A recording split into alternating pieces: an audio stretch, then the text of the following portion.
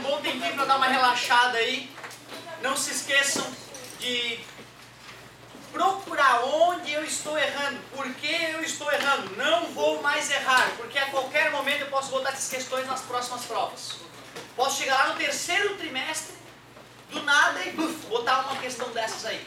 Geralmente eu aviso que vai cair, mas só para te saber que, né, a vida é cumulativa, então a matéria vai crescendo.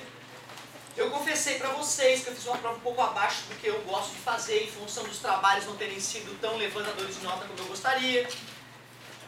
Ou seja, né, às vezes o cara tirou ali um 7, cara, o cara pode ficar feliz porque ficou acima da média, mas não é segurança. É provável, como vai aumentar a dificuldade, né, se tu não estudar mais em casa, e nós sabemos que é por isso que tu foi mal, ou que estudou errado, ou que não estudou em casa. É possível que um ou outro consiga aprender só com a sala de aula, porque faz tudo que eu peço na sala de aula, é ágil na hora de fazer exercício, levanta a mão, tira a dúvida, vem no apoio. Agora, quem não faz esse tipo de serviço tem que estudar em casa. E tem gente que tem que fazer os dois, e mais ainda. Cada um tem a sua história de vida, que é determinante para o quanto a matemática tu pode aprender hoje, e cada um tem a sua genética, e de certa forma isso também influencia, certo? Não se esqueçam de serem humildes. Tem um monte de gente que achava que ia tirar 12 e foi mal, cara. Sabe? Pô, não faz sentido tu ficar rotando caviar e comendo coxinha, né, cara? Certo? Não adianta, cara. Então seja humilde, cara. Isso é uma coisa mínima na vida do cara. Eu não tô falando de uma pessoa, tô falando de várias pessoas que têm uma postura. Professor, vou ficar lendo no apoio. E aí chega lá e se arromba na prova, entendeu? Se arromba no trabalho. Não faz sentido. Eu te dei moral porque eu achei que tu era top, acabou a moral. Agora não pode mais ler no apoio, porque eu achava que eu era um aluno mutante, que não precisava prestar atenção. Vai ter que prestar atenção, certo? Então as regalias vão acabando, tu vê que loucura, né? O mais legal seria ter regalia com teus pais, cara. Tu imagina se se tu tivesse todas as regalias do mundo com os teus pais, porque tu é foda. Porque tuas notas são boas, porque eles confiam plenamente em ti. Cara, tua vida ia ser tão mais gostosa. Eu digo isso porque na tua idade eu comecei a mostrar para os meus pais que eu era competente, cara. Que eu estava com a minha vida encaminhada. Aí eu chegava no final do ano, eu estava passado, tinha o Oktoberfest lá em Blumenau, né? Eu nasci em Pomerode, eu tenho tios lá em Pomerode. Eu ficava 17 dias lá, eu parava de ir para aula. Eu só vinha fazer a prova, e tirava 10, mesmo sem vir para aula, porque eu era estudioso, era organizado. Fiz 18 anos, ganhei um carro. Já estava na faculdade, estava com a vida bem encaminhada, então imagina, cara, tu com 18 anos com teu carrinho, podendo ir pra balada pelas primeiras vezes, né, os teus pais confiando em ti que tu não vai te matar, que tu não vai beber e te matar porque tu não é retardado, que tu é um cara sério, entendeu? Ou dormir com a consciência pesada, acordar com a consciência pesada, os pais te enchendo o saco porque tuas notas são um lixo e teu caminho tá indo pro lado escuro, lado negro da vida, salário mínimo, tá entendendo? Aí a vida é uma merda, cara. Tu faz 17 anos que teus pais desconfiam de ti. Que horas tu vai chegar? Fizeste tarefa? É aquela coisa, entendeu? Não é aquela tranquilidade gostosa de tu estar com a consciência tranquila e com a vida garantida, com o futuro garantido, entendeu? Eu não consigo entender como é que a maioria dos meus alunos jovens escolhem o lado negro da força. Tu sabe, né? De uma turma de 40 tem 5, 6 que, porra, são sérios, querem o bem. A maioria vai na maciota, vai, né? Por que? Eu fico me perguntando, né, cara? Por que não querer uma vida melhor pra si? Como é difícil essa decisão, né? Pensa nisso, cara. Tu pode dominar o mundo. E a única coisa que te separa de dominar o mundo é estudo. Só o estudo salva. O resto é bobagem. Só o estudo salva, pai. O resto é bobagem. Pode ir para a igreja todo dia. Não tem garantia. Agora, se tu for para a escola e estudar, tá salvo, cara. O estudo salva. O resto, para mim, é bobagem. Não te esqueça, hein? Eu não cobrei a tarefa só porque eu não tinha entregado ainda a prova para vocês, já tinha entregado a prova para o primeiro B. Se eu fosse olhar a tarefa, que é o que eu fiz no primeiro B, eu ia acabar me atrasando demais, o que é ruim. É bom quando eu olho a tarefa aí, né, e vejo esse lado aí. Ou seja, eu não sei quem é que vai aprender com essa aula, quem não vai aprender. Só aprenderão, pai, aqueles que fizeram a tarefa. Aqueles que não fizeram vão achar que estão entendendo, mas não vão entender nada. Observe a imagem, o carro sendo abastecido com etanol. Com base nas imagens, completa a tabela. Teve gente que teve que me chamar para completar a tabela. É gráfico. Me desculpe, é gráfico. Se não conseguiu por conta própria completar essa tabela, tua situação é bem delicada, não sei se eu posso te ajudar sozinho. Peça ajuda. Teve gente que não usou o 5, o 9 depois do 5. Errado, um absurdo. Tinha que ter usado, o número está ali, por que tu não usou? E pior, teve gente que ao multiplicar por 10 fez assim, ó. Meu Deus, o que aconteceu com o teu cérebro, cara, para tu fazer isso? Multiplicar por 10, já que o sistema é decimal, é fazer assim, ó. Tom, com a vírgula, acabou, multiplicou por 10. Certo? Então, cuidado. Se tu fez desse jeito, é grave a tua situação. Já era para ter aprendido há muitos anos atrás que multiplicar por 10 é ridículo. Tom. Ah, o 20. 20 é o dobro, né? Concordas? 18 vai 1, 10 mais 1, 11 vai 1, 16, 17 vai 1, 2 mais 1. Certinho. Pois então, cara, aí eu vou te confessar que perceber a tabela e copiar já é ruim. Porque tu não exercitou o teu cérebro. Tu foi inteligente, mas acabou tão rápido, acabou não exercitando o cérebro. Isso é perigoso também. Depois, 40. 40 é o dobro de 20. 16 vai 1. Podia somar também, né? 2 mais 1, 3. 14 vai 1. 74 e 36. 5, pois não. Eu acabei fazendo sem o 9. Arruma? Só isso. 50. 50 vezes 1. Ah, não, peraí. 40 mais 10, né? Concorda comigo? 9 com 6, 15 vai 1. 5, 6, 7, 8, 9. 8, 12 vai 1. 7, 8, 9. Confere, galerinha? Então tu vê, era assustadoramente simples essa questão 1, né? Não era normal, tu tem que me chamar para interpretar isso. Leia mais, acorda para a vida, que senão a vida vai ser dura para ti, meu querido. Responda! Quais as grandezas envolvidas? Pelo amor de Deus. Pode ser litro e reais. Talvez o mais perfeito, olhando para a tabela, volume e valor a ser pago. Mas eu botei errado. Não está errado, tá? Talvez um pouquinho incompleto, nada demais, né? Na trave de repente, mas não, errado não dá para dizer. Qual a relação? Essa aqui até eu errei, ó. Qual a relação de dependência entre as grandezas? A galera que me chamava eu falava, as grandezas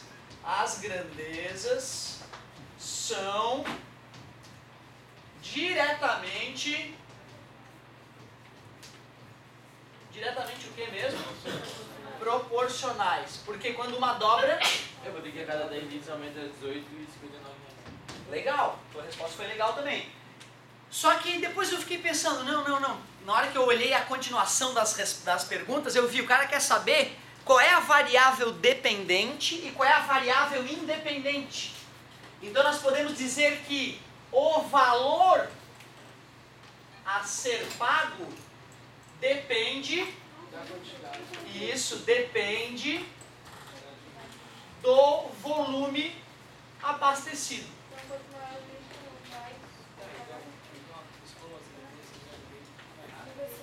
Não, é que assim, na verdade ele queria dizer o seguinte, ó, qual que depende de qual? É o preço que depende dos litros ou os litros que dependem do preço?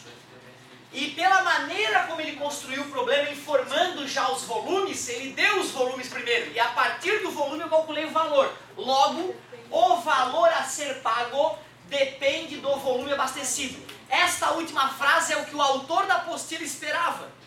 Não quer dizer que o que eu escrevi em cima esteja errado, as grandezas são diretamente proporcionais. Ou aquilo que tu falou não está errado.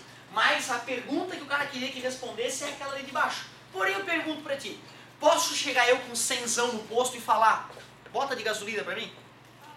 Nesse caso tu concorda que mudou quem é a variável dependente e independente? Porque eu já cheguei com 100 reais, está definido já os 100 reais. Aí a bomba vai calcular o volume, certo? Então, mas como ele deu os volumes e pediu o preço, a resposta correta é a última frase. Não, eu só botei a quantidade de volume que determina o valor. Beleza, perfeito. Não precisa mudar nada. Igual na outra, cara, olha que loucura. Abastecido, obrigado. Na outra aconteceu o mesmo Alzheimer. Acontece direto. Letra C.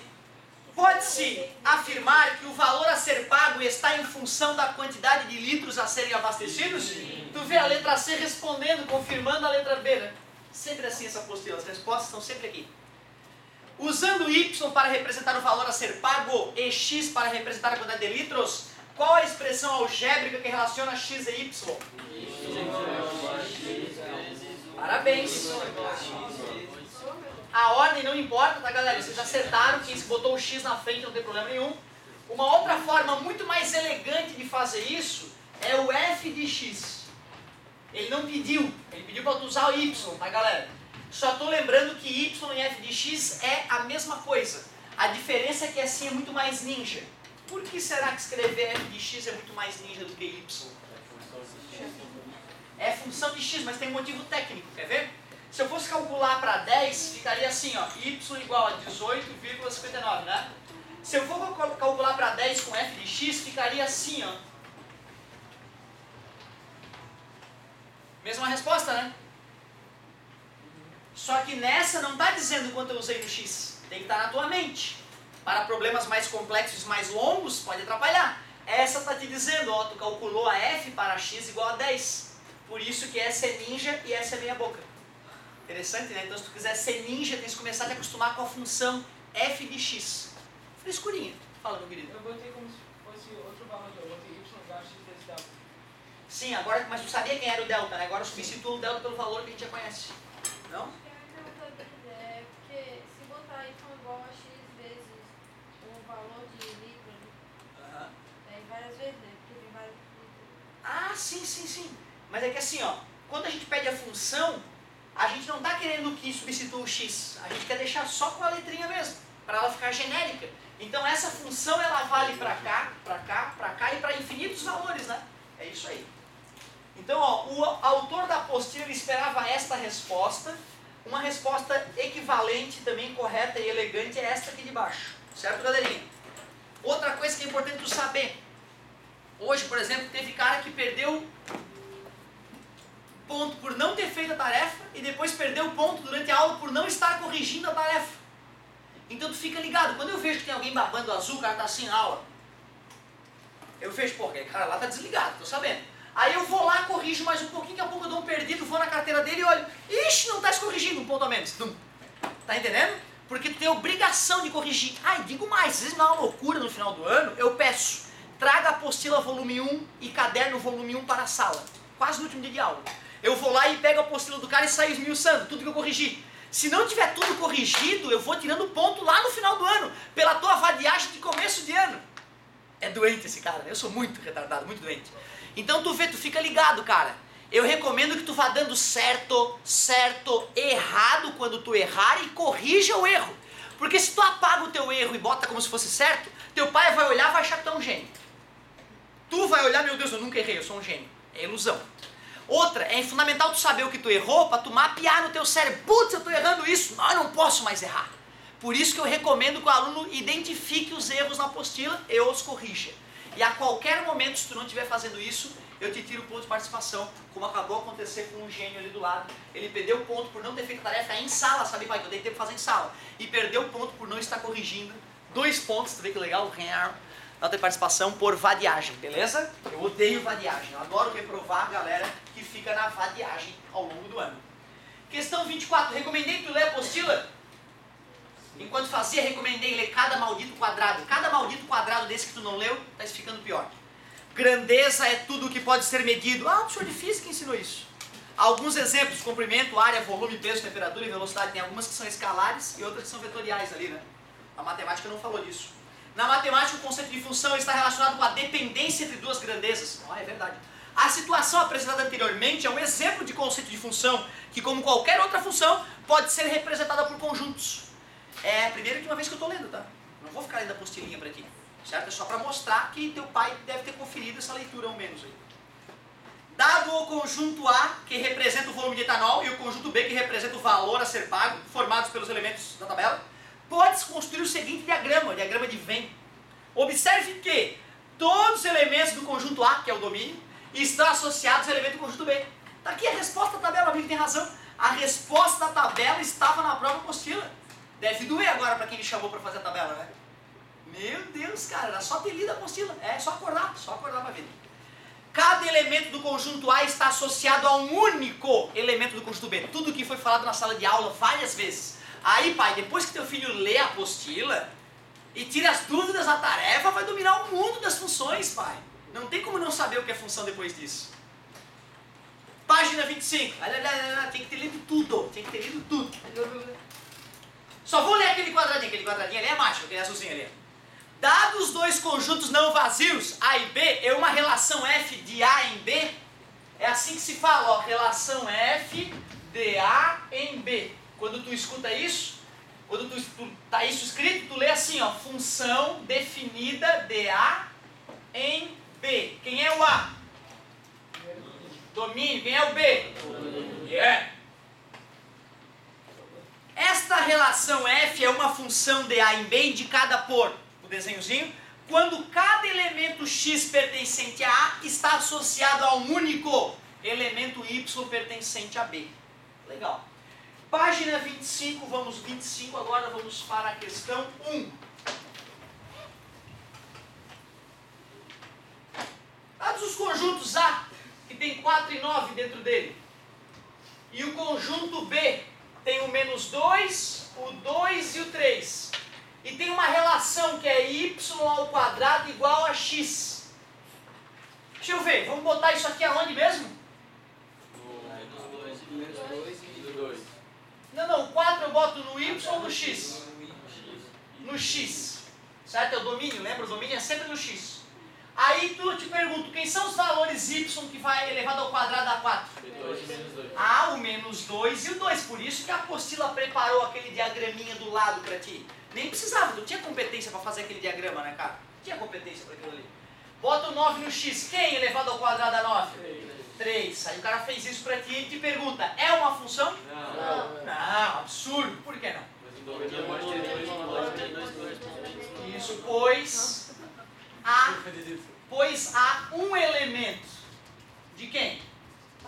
Do domínio. Do domínio, vou chamar de domínio para ficar elegante, que possui, isso, que possui dois correspondentes. Pode ser do outro jeito, tá, galera? Não é para copiar. Eu era doente, ainda sou um pouquinho só. Mas eu era doente a ponto de pegar minha resposta certa, apagar minha resposta certa e copiar do professor. Isso é uma doença. Eu não tinha confiança de olhar a mim, olhar dele e ver, meu Deus, é a mesma coisa. Pode dar certo. Isso é uma coisa que tem que adquirir, né? Confiança de interpretação de texto, de ver, eu não usei a palavra correspondente, está errado. Não viaja, não viaja. Não, pois há um elemento do domínio que possui dois correspondentes no contradomínio.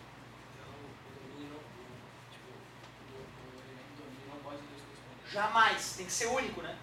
Um único correspondente. É isso aí, por isso que não é função. Beleza, agora está aquecendo, ficando uma bela manhã para aprender matemática. Sim, vamos que vamos. E aí, olha só, essa era só a letra, aliás, essa era a 1. Agora vamos para a 2 da página 25. Dados os conjuntos A, quem é que está no A? O -1, o 0, o 1 e o 2. O B nós temos 4, 2 e 5. A continha, quem é a continha? Vamos ver então, bota -1, -3 com -1, -4. Ó, cuidado, hein? Né? Estou devendo 3 para o André, aí hoje eu vou lá e compro mais 1 quilo. Negativo. Certo? Mas isso é uma coisa que a regra do sinal dos livros eu acho ela nojenta para soma e subtração. O livro fala assim, ó, sinais iguais, soma e mantém o sinal do maior. Sinais diferentes, subtraia. Sinais iguais, soma e mantém o sinal. O sinal do maior, os dois têm o mesmo sinal.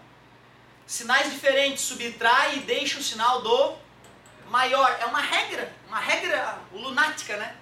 Só que nós no dia a dia usamos essa regra quando trabalhamos com dinheiro. Ou seja, tu querer botar na cabeça do jovem uma regra doentia dessa, sendo que ele já tem essa regra no coração dele do dia a dia, delírio. Eu só aprendi a não errar mais soma e subtração de números quando eu comecei a pensar na minha grana que eu levava para o recreio. Mais dinheiro na minha carteira, menos estou devendo para alguém, nunca mais errei. Porque é óbvio, né, cara? Tu vai ali pro André, tu não perde o dinheiro na frente do André, porra.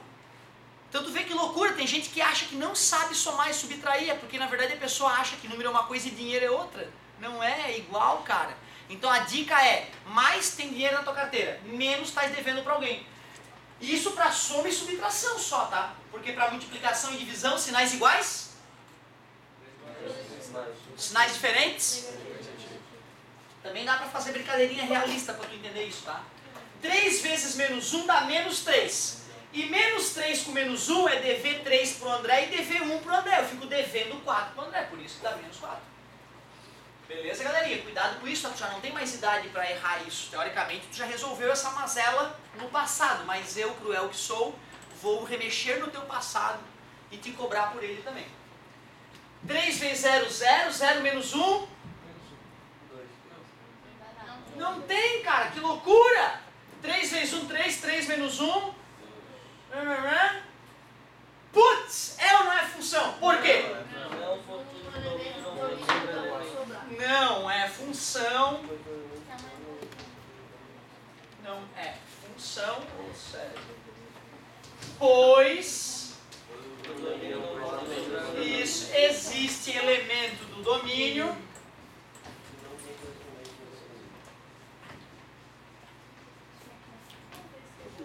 sem correspondência no quantodomínio.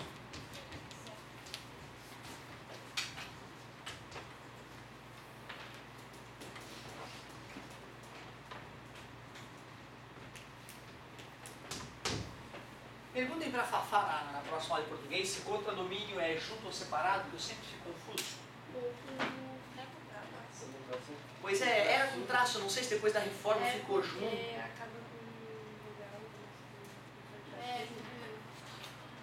Eu não sei. Ah, eu vou ter a humildade de ficar na minha área. Vocês perguntam para a Fafá para mim, por favor? Obrigado, galera.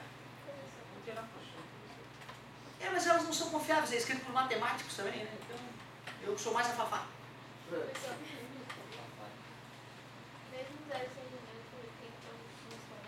Sim, era uma das regras, né? Tu vê, ó.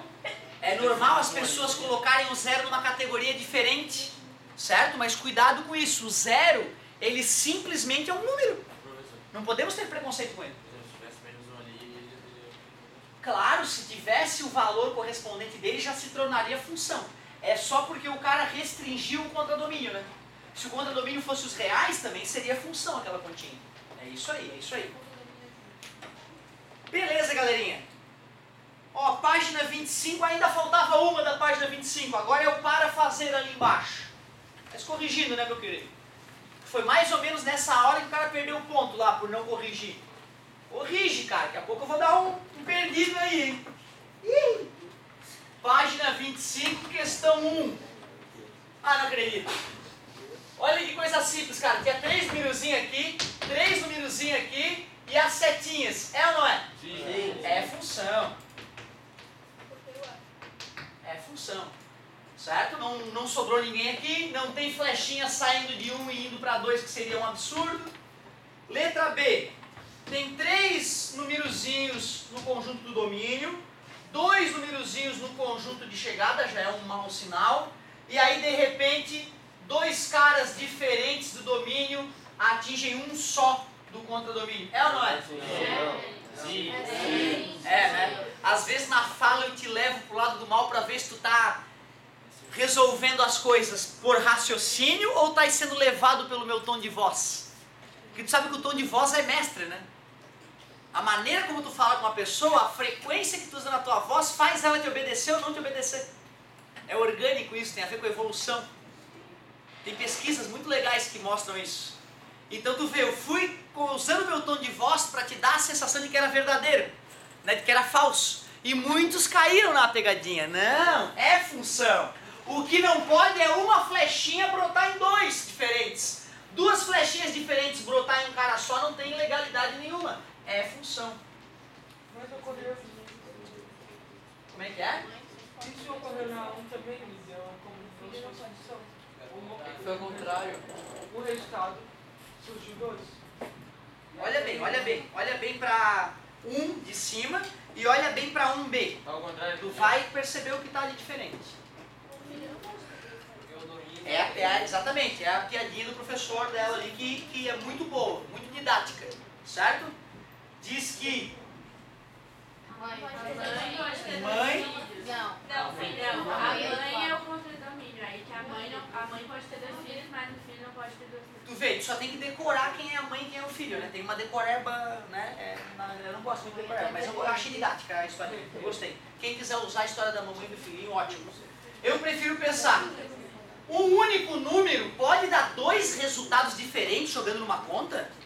Só se tiver um mais ou menos maluco ali na frente, né, cara? Se não tiver um mais ou menos maluco te obrigando, que nem Bhaskara, a usar um ou outro, da onde que vai brotar 2 respostas? Certo? Eu prefiro pensar assim, mas eu gosto da brincadeirinha também. Achei legal a ideia de vocês. Então pode, tu já percebeu a diferença, Matheus? Eu estava olhando ali, eu acabei olhando para baixo. Sem problema, sem problema.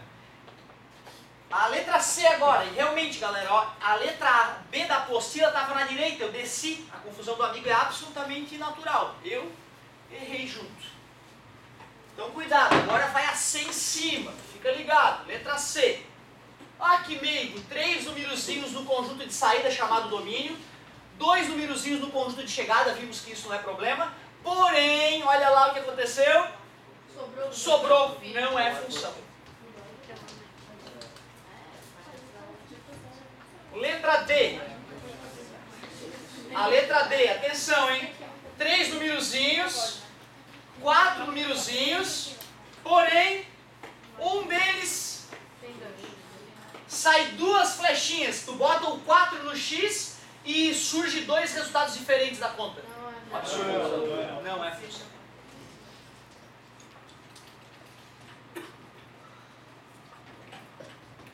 Beleza. Continuando.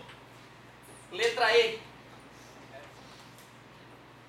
2 numerozinhos na saída, 4 na chegada e só 2 flechinhas clássicas, não sobra ninguém, não tem bifurcação do mal, então é função. Letra F, derradeira, 3 numerozinhos, 3 numerozinhos. Esse cara conecta ali, tá tranquilo? Meu Deus! Um número dá 2 respostas e ainda sobra cara ali, que absurdo! Não. Pessoal, olha só, eu vou te confessar, cara, que eu sempre tive dificuldade em escrever. Cada frase que eu tenho que escrever era como se eu fosse ter um filho, cara, sabe? Doía muito. Aí, a redação, meu Deus, minha vontade era começar a chorar, ir embora, eu não quero. Porque se ler já é uma agressão para o cérebro, né? Agressão do ponto de vista lógico, ele tem que se esforçar para acontecer. E escrever mesmo, meu Deus, é um puta exercício cerebral.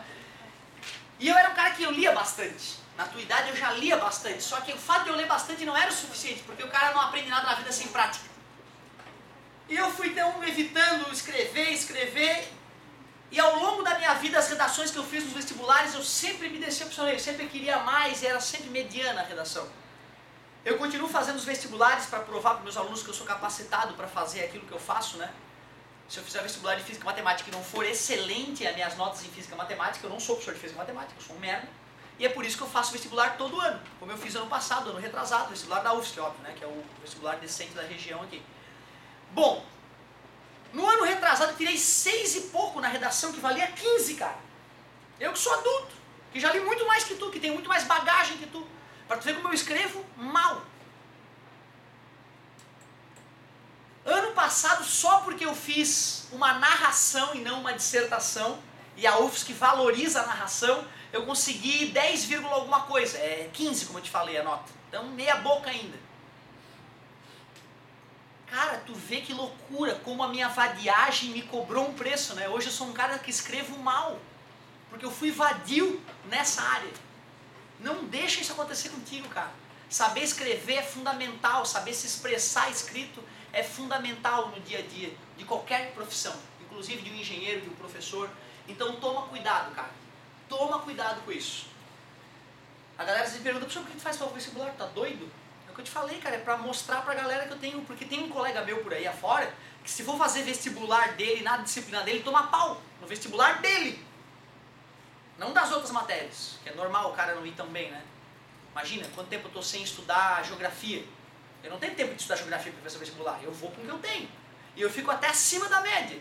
Só que não sei muita geografia. Tenho certeza que a Cida fazer vestibular de geografia, ela vai dar risada. Ela vai gabaritar em 3 segundos, porque ela manja de geografia. E em outras instituições, às vezes eu dou aula com uns colegas que eu fico, pô, será que esse cara não manja, cara? Né? Com as coisas que vão acontecendo, o cara acha que esse cara não manja. E isso é bacana, né, cara? Tu exigir, se eu fosse dono de escola, eu ia exigir que todo professor fizesse vestibular todo ano. E ainda me trouxesse o desempenho, eu quero saber o teu desempenho. Porque se tu for mal na tua disciplina, vou buscar outro profissional. Né? Isso é uma coisa interessante, que a maioria das pessoas, depois que ganha o canudo, agora eu sou engenheiro, não vou mais estudar. Cuidado, né, cara?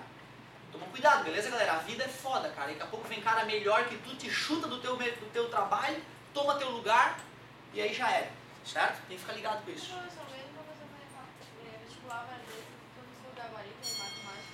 Cara, geralmente, olha só, no ano anterior, eu não gabaritei física e matemática por duas alternativas, porque assim, tu não pode arriscar. Se tu assinalar uma errada, tu desconta uma certa. Então, ano retrasado, eu fiquei com 9,90 e poucos em matemática e 9,80 e poucos em física. Aí eu pensei esse ano eu vou arriscar, eu quero gabaritar, pô, né? E é outra, eu não fico fazendo só física e matemática, seria covardia, entendeu? Eu faço todas as matérias, porque senão se eu esquecer a redação, esquecer tudo e usar todo o meu tempo de prova para fazer matemática, aquelas mais difíceis eu vou ter tempo de fazer. E eu tenho que ver se o meu tempo vai ser legal também, sacou? Porque senão eu vou ser desonesto. Tem colega meu que vai fazer vestibular só faz matemática. Fica muito mais fácil do que tu fazer todas as matérias, né? Tem que te colocar no lugar do teu aluno. É para isso que eu faço vestibular. Então, ano passado eu dei uma arriscadinha numa questão de física que a UFSC considerou errada. Que eu jamais considerarei correto. O item era assim, ó. Andar de salto alto é equivalente a descer um plano inclinado. Lembra? Eu não considero essa verdadeira. Eles consideraram verdadeiro, que é um absurdo físico. E aí então a minha nota caiu, foi para 9. 9 é uns quebradinhos em físico. Tô magoado. Ano que vem eu vou gabaritar essa merda. Falou, galerinha.